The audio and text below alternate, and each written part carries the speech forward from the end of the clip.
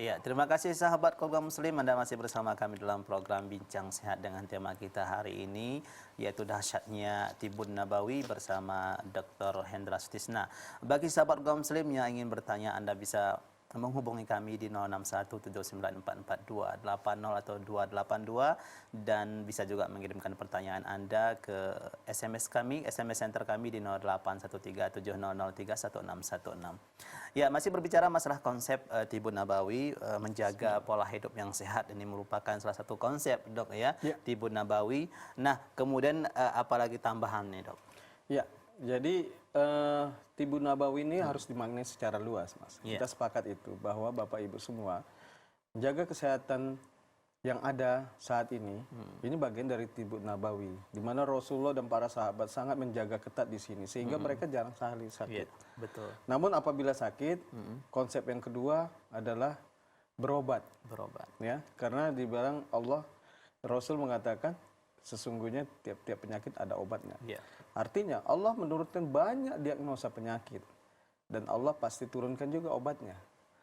Dan dikatakan di hadis Rasul yang lain, ya, hadis sahih juga, bahwa tiap-tiap penyakit itu sungguhnya ada obatnya, dan apabila penyakit itu sudah ketemu dengan obatnya, maka penyakit itu akan sembuh dengan izin Allah. Di sini menunjukkan bahwa berbagai macam penyakit dengan berbagai macam diagnosa ini menunjukkan harus sesuai pemberian obatnya supaya penyakit itu bisa segera sembuh. Contoh ambil saat ini. Kalau ada penyakit infeksi yang didiagnosa oleh kalangan medis yang dengan ilmu sains, karena ilmu pengetahuan juga Allah katakan memang harus dikembangkan, begitu ya. Nah, ternyata ada kuman, ada bakteri di dahaknya, bakteri TBC misalnya. Makanya harus diberikan obat antibiotik yang sesuai dengannya. Kalau antibiotik yang biasa tidak sesuai, tidak akan mempan, batuk tidak akan hilang, penyakit malah bertambah terus. Ini artinya konsep Tibun Nabawi yang sekarang kita jalani tanpa kita sadari bahwa itu adalah konsep Rasul, bahwa kita harus berobat pada ahlinya juga. Di situ kalau kita ada penyakit jantung, berobat ke ahli jantung supaya dia tepat penawarnya, gitu. Jangan kalau kita punya penyakit tumor kita hanya berobat ke tukang urut. Ini tidak tepat tentunya, Dok. Karena di situ sudah terbukti di USG ada massa, ada tumor dan sebagainya. Maka kalau kita mau berobat harus mencari solusi terbaik.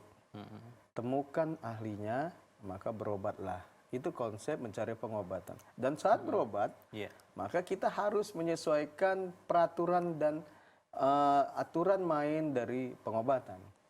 Misalnya dosisnya berapa kali, 3 kali, dimakan 3 kali. Dosisnya sebelum makan, dimakan obatnya harus dimakan sebelum makan. Antibiotiknya harus dihabiskan. Kalau tidak, nanti bakterinya akan resisten. Kembali muncul lagi dalam keadaan yang lebih kuat dari kondisi sebelumnya. Ini contoh penyakit medis. Begitu juga kalau kita anggap Tibun Nabawi menggunakan madu dan sebagainya. Juga harus dengan takaran. Masalahnya, kekurangannya yang nyata saat ini. Belum banyak riset-riset medis ataupun keilmuan yang sampai melahirkan dosis berapa, aturan mainnya berapa kali, untuk obat apa saja, penggunaan madu atau Nigella sativa itu misalnya. Ini yang perlu kita kembangkan terus sebagai dokter-dokter muslim sejati, ilmuwan-ilmuwan muslimin yang harus menguatkan ini. Sehingga apa yang pernah Rasul anjurkan, madu, ya, Nigella sativa atau jintan hitam, habatus sauda, ya, ataupun yang lain kurma, ini bermanfaat. Jadi pernah dulu pada masa sahabat Mas Darius meminta pendapat pada Rasulullah, ya Rasulullah, sahabatku sedang sakit, apakah yang harus kuberikan? Rasul bilang, beri madu. Ulang, sahabat itu langsung kembali bertanya, ya Rasul, masih sakit ya Rasul. Maka Rasul bilang, beri madu. Ya Rasul, masih sakit ya Rasul, makan bertambah parah. Beri lagi madu. Dalam riwayat itu seperti penyakit perut yang melilit seperti itu. Dan kembali lagi, Ya. ya Rasul makin parah, ya Rasul masih sakit. Sesungguhnya Allah Maha benar dan sesungguhnya perut saudaramu itu yang salah. Ini menunjukkan konsep Tibun Nabawi itu ada dosis pemberian yang harus diberikan secara teratur, ya, takaran maupun cara pemberian ini yang harus disesuaikan dengan berbagai macam penyakit. Gitu. Ini menunjukkan perlunya kita memahami Tibun Nabawi secara luas. Oke, ya, mungkin ini salah satu faktor, Dok, ya, kenapa seseorang itu terkadang takut menggunakan pengobatan herbal seperti itu, karena memang belum sejauh ini ya belum banyak yang mampu, dokter atau orang yang spesialis memberikan dosis itu tadi, bagaimana cara meminumnya yang betul, takarnya yang betul seperti itu. Tapi kita lihat memang khasiatnya banyak juga yang cukup ampuh seperti itu, Dok. Ya. Kemudian, Dok, ketika seseorang ya hanya mencukupkan untuk berobat dengan Tibun Nabawi, kemudian bagi mereka yang hanya mencukupkan berobat dengan medis modern seperti itu, ini bagaimana tanggapan dokter? Bagaimana solusi yang terbaiknya? Solusi terbaik, ya, sebagai manusia yang beriman, maka kita bertawakal kepada Allah bukan adalah berpasrah diri terhadap penyakit yang kita derita.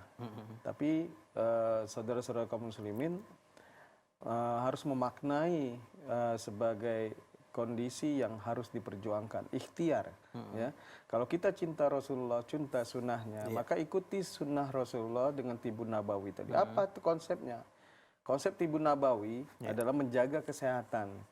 Jadi kalau kita lagi sehat, makanya dibilang Rasul, jaga sehatmu sebelum datang sakitmu.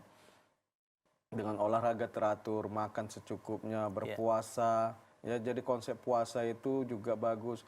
Berbekam, sesungguhnya berbekam itu saat-saat sehat. Rasul melakukan bekam saat sehat. Konsep bekam sunnah, ya, ada beberapa titik, umumukit, akafitain, kalil dan sebagainya. Itu adalah letak-letak titik-titik sunnah yang Rasul lakukan saat sehat. Jadi tidak tergantung penyakit tertentu, dia umum di beberapa titik sunnah. Nah, ini saat menjaga kesehatan. Nah, itu dia.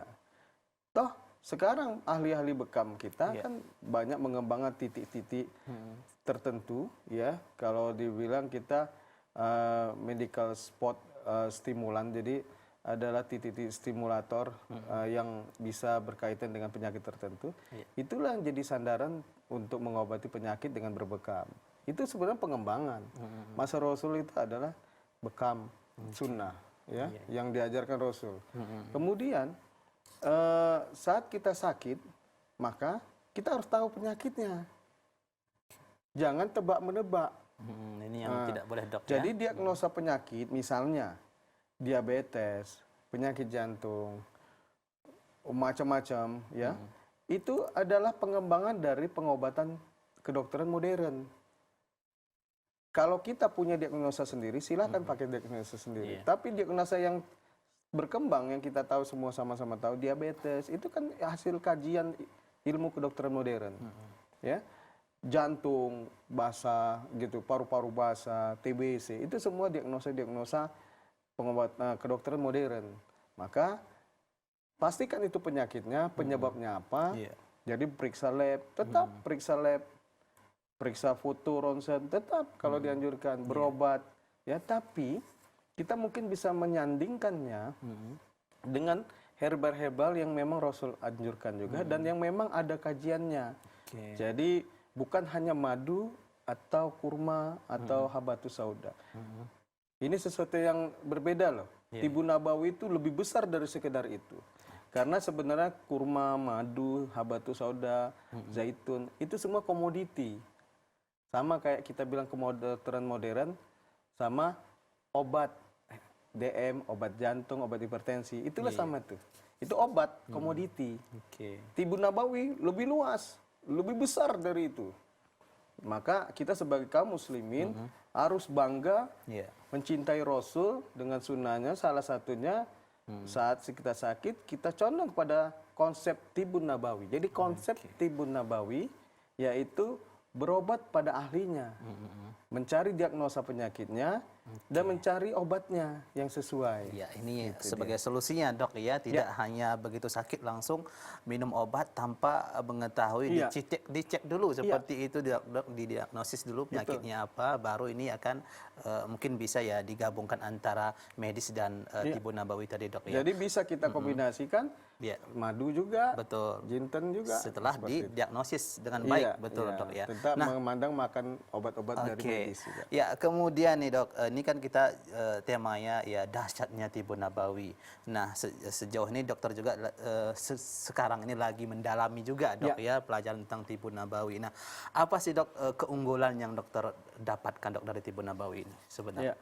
Sungguhnya saya bersyukur, alhamdulillah Allah membukakan mata hati saya dan pikiran saya tentang konsep tibun nabawi ini. Ternyata sebuah big konsep dari di antara kedokteran modern dan kedokteran tradisional. Ya, karena apa? Karena pada masa saat ini kita sebagai muslim harus dituntut menjadi muslim yang cerdas. Tidak sekedar fanatisme yang buta terhadap satu sisi dan juga sisi yang lain. Kita orang-orang terpelajar, intelek yang mungkin dibekali ilmu yang tinggi, kedudukan yang tinggi, uang yang banyak dan sebagainya, tidaklah hendaknya memandang sebelah mata konsep tibun nabawi yang sederhana yang semula mungkin Bapak Ibu kenal dengan madu, bekam, kurma dan sebagainya. Tapi harus memandang ini sebagai sebuah konsep pengobatan yang Rasul ajarkan sehingga kita tidak alergi terhadap bekam itu sendiri. Saya ingin mengajarkan bahwa bekam itu sendiri adalah sunnah yang Rasul ajarkan. Nah, maka kita harus mau menatap ke situ. Begitu juga orang-orang yang saudara-saudara kita yang fanatisme terhadap tradisional medicine dan membuang jauh-jauh obat-obat kimiawi, tidak sepenuhnya. Kita minum infus, di infus cairannya itu NaCl, ya, ringer lakat itu bahan kimia. H2O air yang kita minum itu zat kimia sebenarnya, ya. Gula C2H6O6 itu kimia. Jadi sesungguhnya kita juga kontaminasi dari unsur-unsur kimiawi. Jadi jangan terlalu fanatis dengan tradisional tapi dia menjauhkan. Karena sesungguhnya pengobatan tradisional medicine juga memang baik karena sangat minim efek samping dan sebagainya. Tapi kita tahu dosis cara ukurnya makannya itu juga belum banyak kajian penelitian yang membuktikan itu. Sehingga pengobatan itu hanya didasarkan pengalaman turun-temurun. Yang ini kita tidak bisa pastikan tidak akurat dok ya. Akurasi dari cara beri obatnya, makan obatnya kapan-kapan aja, dan keterkaitannya sama penyakit lainnya lagi. Karena misalnya penyakit sakit tulang-tulang, penyakit hati, liver, belum tentu dia bisa menyembuhkan penyakit yang lain. Jadi kita mari bersama-sama mengkombinasikan ini karena ini sebuah konsep tibun nabawi. Kalau kita punya penyakit yang kompleks, maka kita cari obatnya, cari diagnosa dulu, berobat. Tidak termasuk juga kita pengobatan dengan ruqyah, Quran healing ya. Ini juga pengobatan yang Rasul ajarkan bahwa memang ada kalanya manusia ini memang sakitnya medis dan non medis, rohani dan jasmani. Jadi kalau selama ini memang kita akui kekurangan pengobatan modern sekarang ini hanya berpaku pada fisik. Jadi kalau muntah kasih obat muntah, mual kasih obat mual, tidak bisa tidur kasih obat tidur.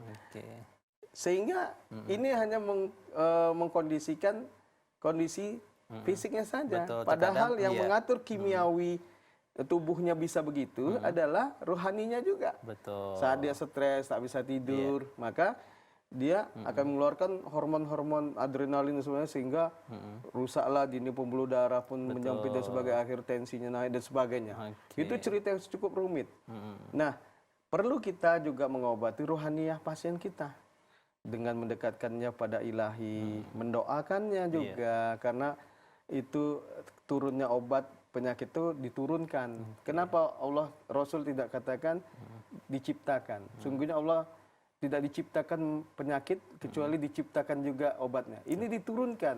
Konsepnya dalam kajian yang saya baca dari berbagai sumber, pengertian diturunkan itu bisa dari konsep diturunkan oleh para malaikat yang menjadi pesuruh-pesuruhnya Allah itu.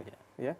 Kedua, bisa diturunkan melalui hujan ke rumput-rumput, ke dedaunan yang tumbuhlah di situ obat-obat herbal yang menjadi obatnya. Jadi diturunkan obatnya. Begitu dia, Masya Allah. Iya, sangat menarik sekali dok. Namun kita jeda terlebih dahulu. Sahabat kaum muslim yang ada di rumah dan dimanapun Anda berada, jangan kemana-mana. Tetap di Bincang Sehat, kita akan kembali setelah pesan-pesan berikut ini.